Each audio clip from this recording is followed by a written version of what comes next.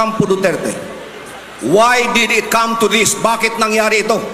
Sapagkat merong isang tao na napakaaga gusto nang tuparin ang kanyang ambisyon na maging presidente ng Pilipinas. Ang unang ginawa nila, People's Initiative, they wanted to amend the Constitution so that we will shift from presidential to parliamentary and he can be appointed Prime Minister. So that they will be able to position their local candidates so that in 2028, that man who has been salivating to become the next president could fulfill his dream. And this man is no other than Martin Romualdez. To reintroduce myself, because I am sure that many of you were not born yet when I became your governor in 1998. Ako po si Manny Piñol, anak ng Mlang. I graduated valedictorian from high school and elementary. I hold a doctorate degree in rural economic development. I was mayor of Mlang, governor of Cotabato, vice governor of Cotabato, secretary of agriculture, chairman of the Mindanao Development Authority, and the first and only Filipino to be elected chairperson of the United Nations Food and Agriculture Organization. My dear people, mga minamahal kong kababayan, I have to give you a national perspective of politics today so that you will understand, ma-translate natin sa ating lokal na politika. We are a nation in crisis. Ang utang natin is 16.3 trillion pesos. Ang popularity rating ng ating presidente is 14%, the lowest by any president in modern times. Divided ang ating bansa. Nag-aaway ang Campo Marcos at Campo Duterte. Why did it come to this? Bakit nangyari ito? Sapagkat merong isang tao na napakaaga gusto nang tuparin ang kanyang ambisyon na maging presidente ng Pilipinas. Ang unang ginawa nila, People's Initiative, they wanted to amend the Constitution so that we will shift from presidential to parliamentary and he can be appointed Prime Minister. Hindi nagtagumpay yun, 26 billion ng gastos. Gumawa sila ng bagong programa, ayuda. Etong mga perang binibigay sa inyo, hindi tutulong sa mahihirap. Ito ay pambili ng boto natin para yung kanilang kandidato sa lokal ngayong eleksyon ay mananalo in preparation for 2028. Hindi pa rin nakontento, they impeached Sara Duterte. Hindi pa rin nakontento, they exiled the former president to The Hague to be tried by a foreign court. My dear friends, all of this have bearing on our local politics. Sapagkat, ang totoo niyan, etong mga ayudang tinatanggap ninyo ngayon ay bahagi ng isang matinding plano para bilhin ang mga boto ng ating mga botante so that they will be able to position their local candidates so that in 2028, that man who has been salivating to become the next president could fulfill his dream. And this man is no other than Martin Romualdez. I am not going to gamble the future of my children. I am not going to gamble the future of our province. Kaya nung magdesisyon ako na tumakbo bilang gobernador, gumawa ako ng programa to create an independent, virtual independent province of North Cotabato.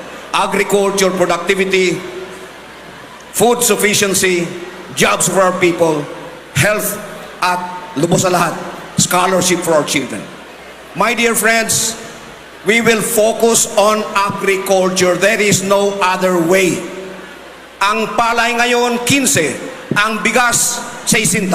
Hindi pwedeng magpatuloy yan. We have to do something about it. And we have to come up with a program to stop this.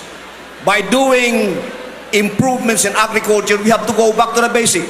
Hydrology study, soil analysis, and then we support our farmers by starting what I call corporate governance. Makikialam na ang provincial government sa pamamagitan ng provincial economic enterprise in buying the palay of your tatay and nanay sa magandang presyo.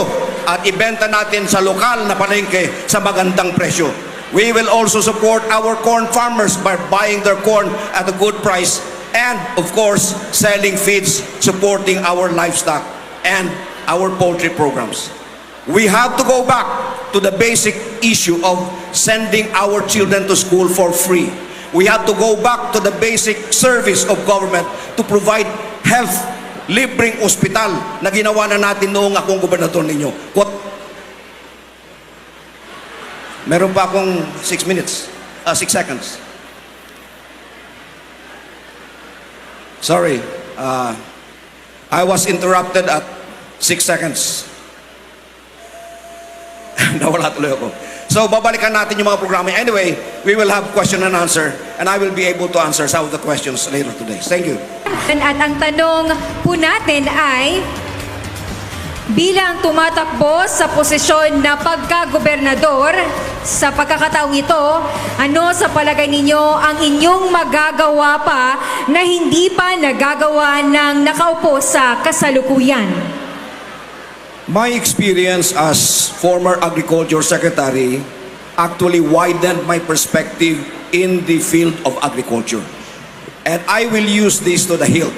Halimbawa, yung problema natin sa disconnect ng presyo ng palay, 15 ang kilo, sa presyo ng bigas, 60, kailangang makorek natin yon.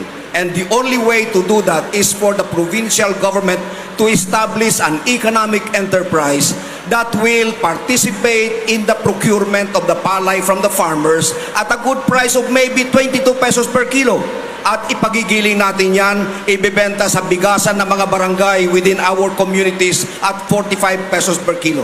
Kapag nagawa natin yan, hindi makakapasok ang imported na bigas sa North Cotabato, and we will be creating a virtual rice republic that will offer our farmers good price for their produce and our consumers good price for their daily rice supply needs. Ang aking karanasan sa agrikultura has also enriched my perception. Kailangan balikan natin ang agrikultura because there is no other hope for this country. Sa gitna ng kaguluhan sa national level, nagkakagulo sila eh. Hindi natin alam, ma-impeach ba si Sara, makukonvict ba siya, makakabalik ba si President Duterte, mananalo ba si Martin Romualdez as President. All of these things could not be answered today. So, to prepare for that uncertain future, we have to build a province that can stand on its own. Kailangan meron tayong sariling supply, processing, and marketing cycle within which we will be able to sell our produce to our own people. Creating a virtual food republic. Wala tayong magagawa. Kailangan nating proteksyonan ang ating probinsya. Kailangan nating proteksyonan ang ating mga magsasaka para magtagumpay tayo.